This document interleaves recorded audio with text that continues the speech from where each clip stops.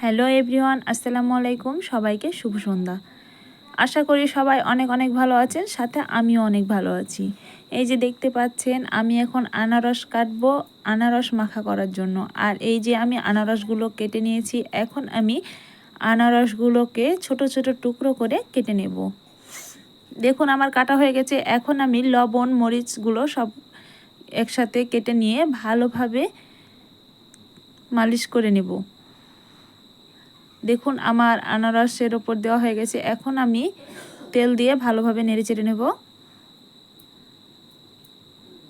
আমার কিন্তু ভীষণ ভালো লাগে আনারস খেতে। আপনাদের কেমন লাগে অবশ্যই কমেন্টে জানাবেন। আর ঠান্ডা কাশি হলে তো কোনো কথা ছাড়াই খেলে অনেক ভালো লাগে।